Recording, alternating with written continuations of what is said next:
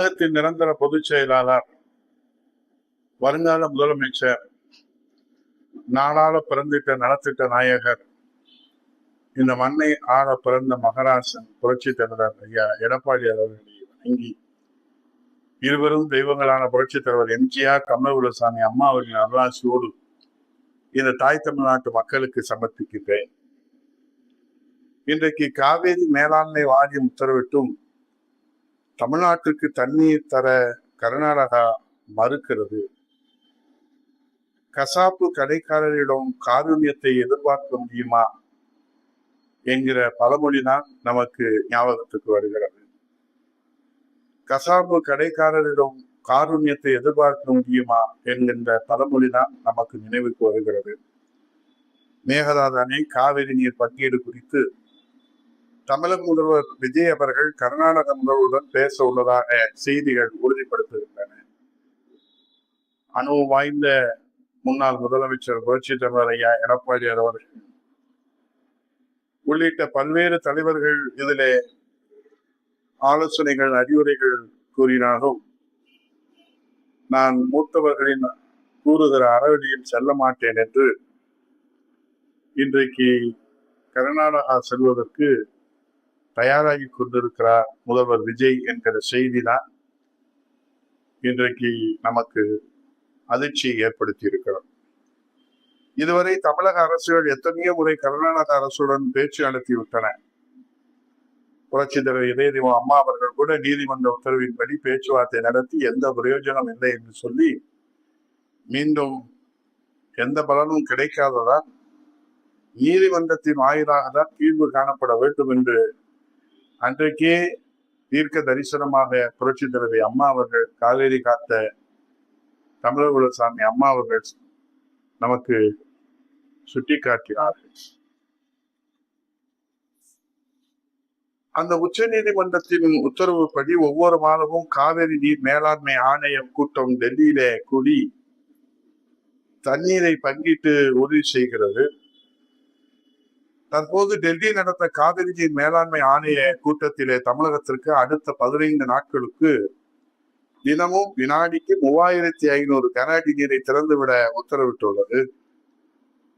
ஆனால் தமிழகத்திற்கு தண்ணீர் தருவதற்கு கர்நாடகம் தொடர்ந்து மறுப்பு தெரிவித்து வருவதுதான் நமக்கு அதிர்ச்சியை ஏற்படுத்தி இருக்கிறது. மேலும் இந்த உத்தரவை எதிர்த்து நீதிமன்றத்தில் மேல்முறையீடு செய்யவும் முடிவு செய்துள்ளது கர்நாடகா. அதோடு ஆகஸ்ட் 2 இது தொடர்பாக அனைத்து கட்சி கூட்டத்திற்கும் ஏற்பாடு செய்யப்பட்டுள்ளதாக கர்நாடக முதல்வர் டி.கே. சிவகுமார் தெரிவித்துள்ளார்கள். தற்போது காவிரியிலே தண்ணீர் வராததால் டெல்டாவிலே 12 லட்சம் ஏக்கர் நிலங்கள் பாலைவனமாக மாறியிருக்கின்றன. 20க்கும் மேற்பட்ட வருவாய் மாவட்டங்களிலே குடிநீருக்கு பஞ்சம் ஏற்பட்டிருக்கிறது.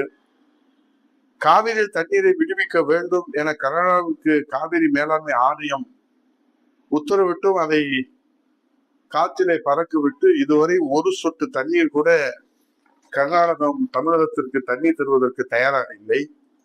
காவிரி நடுவர் மன்ற இறுதி தீர்ப்பை உச்ச நீதிமன்றம் ஏற்றுக்கொண்டு மத்திய அரசியலிலே வெளியிட்ட பிறகு எந்த பேச்சுவார்த்தைக்கும் பலன் தராது என்பது தமிழகத்தில் இருக்கிற எல்லோருக்கும் தெரிந்த விஷயம். நம்ம முதல்வர் விஜய்க்கு தெரிந்திருக்கோ வாய்ப்பு இல்லையா என்பதுதான் கேள்வியாக இருக்கிறது. முதல்வர் விஜய் கர்நாடகாவுக்கு வரும்போது காவிரி நீர்பிடிப்பு பகுதிகளை பார்வையிட தனி ஹெலிகாப்டர் ஏற்பாடு செய்துள்ளோம் என அந்த மாநில முதல்வர் டி.கே. சிவகுமார் தெரிவித்துள்ளார். அவருக்கு இருக்கக்கூடிய அக்கறை நம்ம முதல்வர் விஜய் அவர்களுக்கும் இருக்காதா என்ன? டெல்டாவிலே கருதும் குறுவை, சம்பா பயிர்களை பார்க்க நம்ம முதல்வர் விஜய் கர்நாடகா முதல்வரை சிவகுமாரை அழைத்து கொண்டு வந்து இங்கே பார்வையிடுவதற்கு அழுத்தம் கொடுக்காமலா போய்விடுவார்? பேச்சுவார்த்தைக்கு மாகும்போது முதல்வர் செல்லுகிறாரோ இல்லையோ, இங்கே காய்ந்து கருகி குறுவை, சப்பா பயிர்களை காப்பாற்ற முடியாமல் தற்கொலை செய்கின்ற நிலையில் இருக்கிற அந்த விவசாயிகளின் பரிதாப நிலையை நிச்சயமாக கர்நாடகா முதல்வர் சிவகுமாருக்கு எடுத்து சொல்லத்தானே அவரை அழைத்து வந்து விடுவார் என்று நம்பிக்கையோடு நாம் காத்திருக்கலாம். நம்ம முதல்வர் விஜய் அவர்கள் முதலமைச்சராக இருப்பவர்கள் காவேரி பிரச்சனையிலே வெறும் கடிதம் எழுதிவிட்டு தூங்க போகக்கூடாது, உணர்வோடு அழுத்தம் தர வேண்டும் என்று உலகுக்கு உறக்க சொன்னவர் நம்ம முதல்வர் விஜய் அவர்கள். ஆனால் இன்றைக்கு அதே கடிதத்தை மத்திய அரசுக்கு எழுதியிருக்கிற நம்ம முதல்வர் விஜய் அவர்கள் தன் பிழையை உணர்ந்த பாண்டிய நெடுஞ்செழியன் யானோ கல்வன் யானோ அரசன் என கூறி தவறான தீர்ப்பளித்ததற்காக அரியணையில் இருந்து வீழ்ந்து உயிர் துறந்தாரே, அந்த பாண்டிய நெடுஞ்செழியனின் வடிவத்திலே நம்ம முதல்வர் விஜய் முடிவெடுப்பாரா என்று எதிர்பார்க்கலாமா? தவறு இழைத்து விட்டேன் என்று யானே கல்வன் யானே அரசன் என கூறி தவறான தீர்ப்பளித்ததற்கு அரியணையிலிருந்து வீழ்ந்து உயிர் திறந்தாரே, அந்த பாண்டிய நெடுஞ்செழியனின் மறு வடிவமாக நம்ம முதல்வர் விஜய் அவர்களை முடிவெடுப்பார் என்று தமிழகம் எதிர்பார்க்கலாமா? இன்றைக்கு பிரச்சனைகளுக்கு பஞ்சு டயலாக் பேசி பஞ்சராக்குவது என்பது எளிது.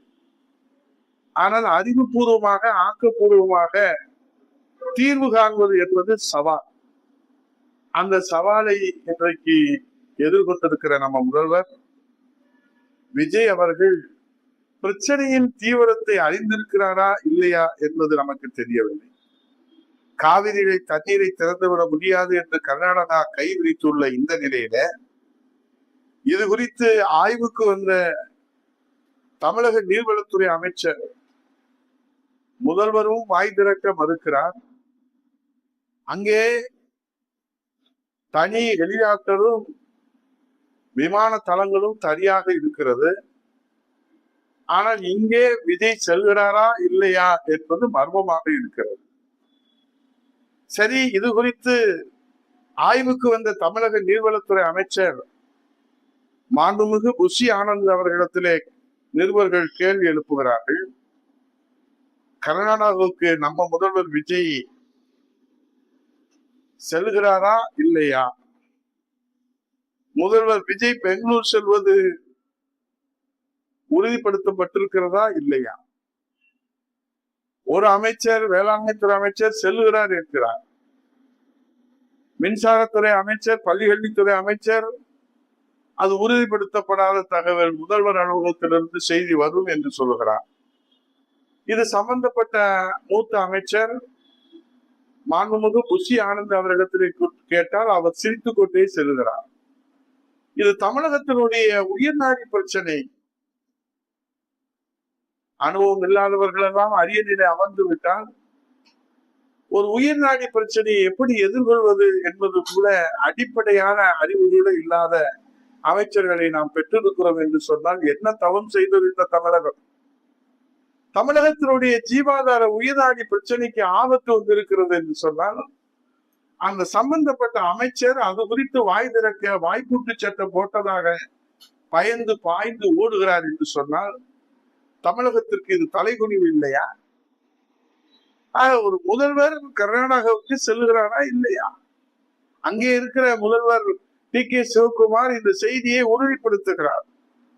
ஆகவே தமிழகத்தின் உயிர்நாடி பிரச்சனைக்கு வாய் திறக்க மாட்டேன் என்று ஒரு அமைச்சர், சம்பந்தப்பட்ட அமைச்சர் வாய்ப்பூட்டு சட்டம் போட்டதை போல பாய்ந்து ஓடுகிற காட்சி நம்மை அதிர்ச்சிக்கு உள்ளாக்கி இருக்கிறது.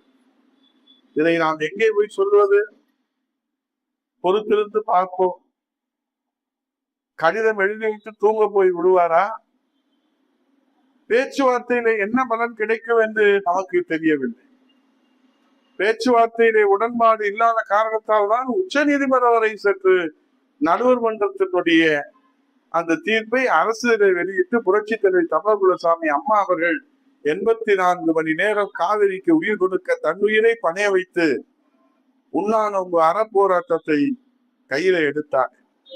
ஆனால் ஒன்று புரிகிறது தமிழக மக்களை, காவிரி நீர் கிடைத்தாலும் கிடைக்காவிட்டாலும் தான் நடித்த ஜனநாயக படம் பிரச்சனை இல்லாமல் வெளிவர வேண்டும் என்று நினைக்கிறாரோ இல்லையோ, ஆண்டவனுக்கே வெளிச்சம், அந்த முதல்வருக்கே வெளிச்சம். பொறுத்திருந்து பார்ப்போம். நன்றி, வணக்கம். கழகத்தின் நிரந்தர பொதுச் செயலாளர், வருங்கால முதலமைச்சர், நாடாள பிறந்திட்ட நலத்திட்ட நாயகர், இந்த மண்ணை ஆள பிறந்த மகராசன் புரட்சி தலைவர் ஐயா எடப்பாடி அவர்களை வணங்கி, இருவரும் தெய்வங்களான புரட்சி தலைவர் எம்ஜிஆர், தமிழகுலசாமி அம்மா அவர்கள் அருளாசியோடு இந்த தாய் தமிழ்நாட்டு மக்களுக்கு சமர்ப்பிக்கின்றேன். இன்றைக்கு காவேரி மேலாண்மை வாரியம் உத்தரவிட்டும் தமிழ்நாட்டுக்கு தண்ணீர் தர கர்நாடகா மறுக்கிறது. கசாப்பு கடைக்காரரிடம் காருண்யத்தை எதிர்பார்க்க முடியுமா என்கிற பழமொழிதான் நமக்கு ஞாபகத்துக்கு வருகிறது. கசாப்பு கடைக்காரரிடம் காருண்யத்தை எதிர்பார்க்க முடியுமா என்கின்ற பழமொழிதான் நமக்கு நினைவுக்கு வருகிறது. மேகதாது அணை காவிரி நீர் பங்கீடு குறித்து தமிழக முதல்வர் விஜய் அவர்கள் கர்நாடக முதல்வருடன் பேச உள்ளதாக செய்திகள் உறுதிப்படுத்துகின்றன. அனுபவம் வாய்ந்த முன்னாள் முதலமைச்சர் புரட்சி தலைவர் ஐயா எடப்பாடி அவர்கள் உள்ளிட்ட பல்வேறு தலைவர், கழகத்தின் நிரந்தர பொதுச் செயலாளர், வருங்கால முதலமைச்சர், நாடாள பிறந்திட்ட நலத்திட்ட நாயகர், இந்த மண்ணை ஆள பிறந்த மகராசன் புரட்சி தலைவர் ஐயா எடப்பாடி அவர்களை வணங்கி, இருவரும் தெய்வங்களான புரட்சி தலைவர் எம்ஜிஆர், தமிழகுலசாமி அம்மா அவர்களின் அருளாசியோடு இந்த தாய் தமிழ்நாட்டு மக்களுக்கு சமர்ப்பிக்கின்றேன். இன்றைக்கு காவேரி மேலாண்மை வாரியம் உத்தரவிட்டும் தமிழ்நாட்டுக்கு தண்ணீர் தர கர்நாடகா மறுக்கிறது. கசாப்பு கடைக்காரரிடம் காருண்யத்தை எதிர்பார்க்க முடியுமா என்கிற பழமொழிதான் நமக்கு ஞாபகத்துக்கு வருகிறது. கசாப்பு கடைக்காரரிடம் காருண்யத்தை எதிர்பார்க்க முடியுமா என்கின்ற பழமொழிதான் நமக்கு நினைவுக்கு வருகிறது. மேகதாது அணை காவிரி நீர் பங்கீடு குறித்து தமிழக முதல்வர் விஜய் அவர்கள் கர்நாடக முதல்வருடன் பேச உள்ளதாக செய்திகள் உறுதிப்படுத்துகின்றன. அனுபவம் வாய்ந்த முன்னாள் முதலமைச்சர் புரட்சி தலைவர் ஐயா எடப்பாடி அவர்கள் உள்ளிட்ட பல்வேறு தலைவர்கள் இதிலே ஆலோசனைகள், அறிவுரைகள் கூறினாலும் நான் மூத்தவர்களின் கூறுகிற அறவழியில் செல்ல மாட்டேன் என்று இன்றைக்கு கர்நாடகா செல்வதற்கு தயாராகி கொண்டிருக்கிறார் முதல்வர் விஜய் என்கிற செய்திதான் இன்றைக்கு நமக்கு அதிர்ச்சியை ஏற்படுத்தி இருக்கிறோம். இதுவரை தமிழக அரசுகள் எத்தனையோ முறை கர்நாடக அரசுடன் பேச்சு நடத்திவிட்டன. புரட்சி தலைவர் இதய அம்மா அவர்கள் கூட நீதிமன்ற உத்தரவின்படி பேச்சுவார்த்தை நடத்தி எந்த பிரயோஜனம் இல்லை என்று சொல்லி மீண்டும் எந்த பலனும் கிடைக்காததால் நீதிமன்றத்தின் வாயிலாக தான் தீர்வு காணப்பட வேண்டும் என்று அன்றைக்கே தீர்க்க தரிசனமாக புரட்சி தலைவி அம்மா அவர்கள், காவேரி காத்த தமிழகுலசாமி அம்மா அவர்கள் நமக்கு சுட்டிக்காட்டினார்கள். அந்த உச்ச நீதிமன்றத்தின் உத்தரவுப்படி ஒவ்வொரு மாதமும் காவிரி நீர் மேலாண்மை ஆணையம் கூட்டம் டெல்லியிலே கூடி தண்ணீரை பங்கிட்டு உறுதி செய்கிறது. தற்போது டெல்லி நடந்த காவிரி நீர் மேலாண்மை ஆணைய கூட்டத்திலே தமிழகத்திற்கு அடுத்த 15 நாட்களுக்கு தினமும் வினாடிக்கு 3500 கனஅடி நீரை திறந்துவிட உத்தரவிட்டுள்ளது. ஆனால் தமிழகத்திற்கு தண்ணீர் தருவதற்கு கர்நாடகம் தொடர்ந்து மறுப்பு தெரிவித்து வருவதுதான் நமக்கு அதிர்ச்சியை ஏற்படுத்தி இருக்கிறது. மேலும் இந்த உத்தரவை எதிர்த்து நீதிமன்றத்தில் மேல்முறையீடு செய்யவும் முடிவு செய்துள்ளது கர்நாடகா. அதோடு ஆகஸ்ட் 2 இது தொடர்பாக அனைத்து கட்சி கூட்டத்திற்கும் ஏற்பாடு செய்யப்பட்டுள்ளதாக கர்நாடக முதல்வர் டி.கே. சிவகுமார் தெரிவித்துள்ளார்கள். தற்போது காவிரியிலே தண்ணீர் வராததால் டெல்டாவிலே 12 லட்சம் ஏக்கர் நிலங்கள் பாலைவனமாக மாறியிருக்கின்றன. 20க்கும் மேற்பட்ட வருவாய் மாவட்டங்களிலே குடிநீருக்கு பஞ்சம் ஏற்பட்டிருக்கிறது. காவிரி தண்ணீரை விடுவிக்க வேண்டும் என கர்நாடகாவுக்கு காவிரி மேலாண்மை ஆணையம் உத்தரவிட்டும் அதை காற்றிலே பறக்க விட்டு இதுவரை ஒரு சொட்டு தண்ணீர் கூட கர்நாடகம் தமிழகத்திற்கு தண்ணீர் தருவதற்கு தயாராக இல்லை. காவிரி நடுவர் மன்ற இறுதி தீர்ப்பை உச்ச நீதிமன்றம் ஏற்றுக்கொண்டு மத்திய அரசியலிலே வெளியிட்ட பிறகு எந்த